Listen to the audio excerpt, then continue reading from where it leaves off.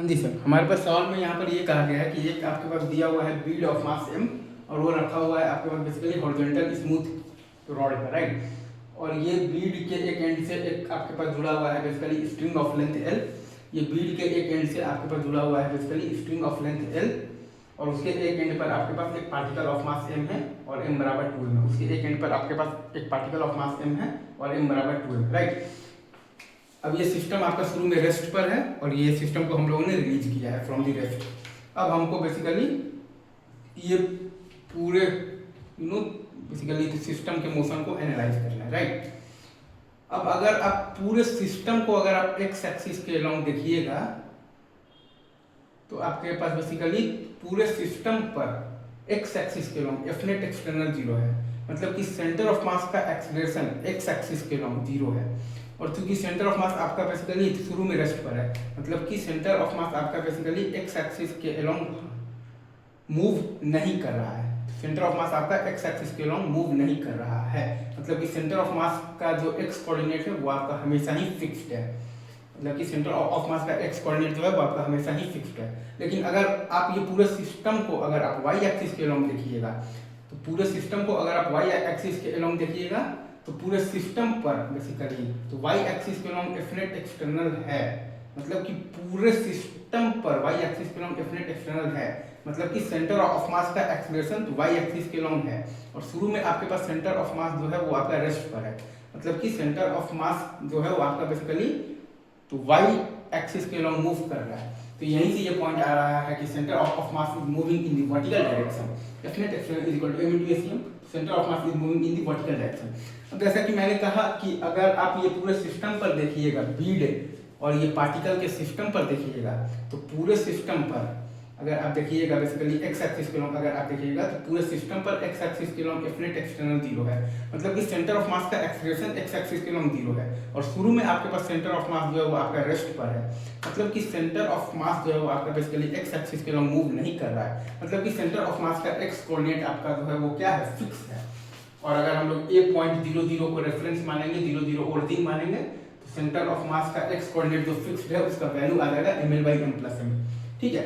मतलब कि bead is performing oscillatory motion with the amplitude is equal to ml/m+m, क्योंकि चूंकि आपके पास सेंटर ऑफ मास का एक्स कोऑर्डिनेट जो है वो आपके पास फिक्स्ड है इज इक्वल टू ml/m+m, तो स्ट्रिंग जब वर्टिकल भी हो जाएगा तो तब भी सेंटर ऑफ मास का एक्स कोऑर्डिनेट तो फिक्स्ड ही है, तो वही रहेगा ml/m+m ही रहेगा। अगर हम लोग एक पॉइंट को 0 0 को बेसिकली ओरिजिन या फिर रेफरेंस माने तो विद द एम्पलीट्यूड ml/m+m, और अगर m बराबर आपके पास दिया हुआ है कि 2m है तो ये वैल्यू आपके पास 2m/3 आ जाएगा, वो बात की बात है। एक चीज आपको और देखना है कि m पार्टिकल जो है वो आपका बेसिकली ये m जो पार्टिकल है वो आप देखिएगा तो बीड के रिस्पेक्ट में सर्कुलर मोशन कर रहा है। ये m मास का जो पार्टिकल है वो बीड के रिस्पेक्ट में सर्कुलर मोशन कर रहा है, ये m मास का जो पार्टिकल है वो बीड के रिस्पेक्ट में सर्कुलर मोशन कर रहा है। आपको ये चीज समझ में आना चाहिए, ठीक है सर। तो अगर आप ये बीड और ये पार्टिकल ऑफ मास m को एक सिस्टम मानिएगा तो पूरे सिस्टम पर अगर आप देखिएगा तो एक्स एक्सिस के लॉन्ग कोई भी एक्सटर्नल फोर्स नहीं है, मतलब कि आप पूरे सिस्टम पर आप बेसिकली एक्स एक्सिस के लॉन्ग आप लीनियर मोमेंटम कन्वर्जन लगा सकते हैं।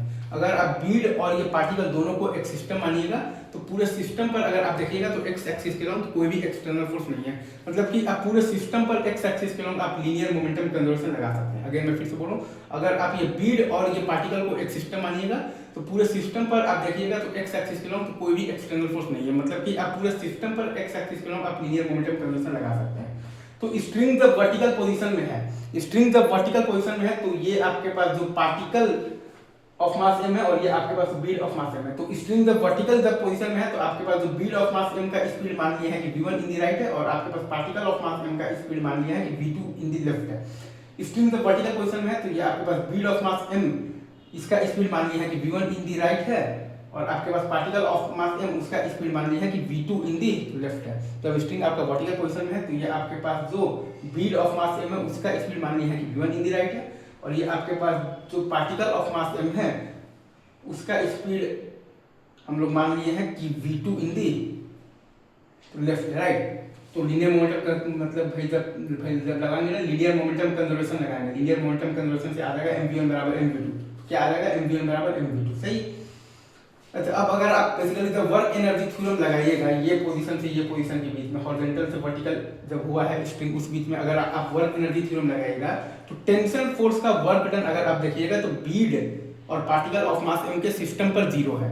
अगर आप टेंशन फोर्स का वर्क डन देखिएगा तो बीड और पार्टिकल ऑफ मास m के सिस्टम पर 0 है। अगर आप टेंशन फोर्स का वर्क डन देखिएगा तो बीड और पार्टिकल ऑफ मास m के सिस्टम पर 0 है। तो आपके पास खाली मतलब ये ग्रेविटेशनल फोर्स का ही वर्क डन आएगा।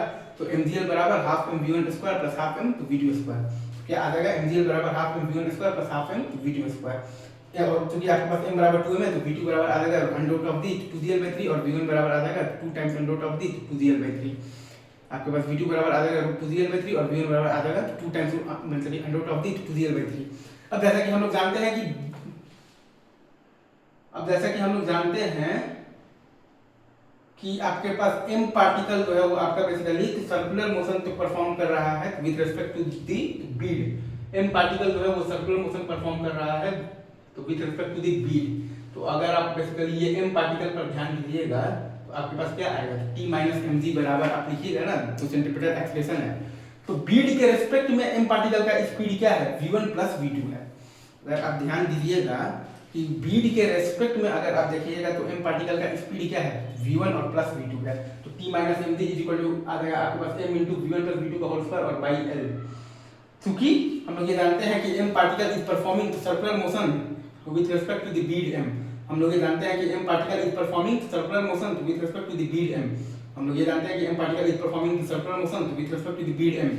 तो हमारे पास आ जाएगा, अगर आप ये पार्टिकल m पर अगर आप लिखिएगा तो t माइनस एम जी बराबर m इंटू और बीड के रेस्पेक्ट में पार्टिकल m का स्पीड क्या है, v1 प्लस v2। बीड के रेस्पेक्ट में पार्टिकल m का स्पीड क्या है, v1 प्लस v2। तो पार्टिकल m जो है वो बीड के रेस्पेक्ट में सर्कुलर मोशन कर रहा है, तो बीड के रेस्पेक्ट में पार्टिकल m का स्पीड क्या है, v1 प्लस मतलब ये तो v2। तो बीड के रेस्पेक्ट में पार्टिकल m का स्पीड क्या है, v1 प्लस v2। बीड के रेस्पेक्ट में पार्टिकल m का मतलब ये स्पीड क्या है, तो v1 प्लस v2। बीड के रेस्पेक्ट में पार्टिकल m का स्पीड है v1 प्लस v2। तो ये पार्टिकल m पर आप लिखिएगा तो t माइनस एम जी बराबर m into v1 plus v2 का होल स्क्वायर और बाई l। यहाँ से आपके पास t का वैल्यू निकाल देना है, ठीक है। तो चलिए आपके पास v2 बराबर है under root of the l/3, v1 बराबर है 2 times under root of the l/3, m बराबर 2m है तो t माइनस 2mg बराबर आ जाएगा 12 mg। तो आपके पास जो t का वैल्यू आ जाएगा वो आ जाएगा 14 mg। तो t इज इक्वल टू आ रहा है आपके पास 14 mg।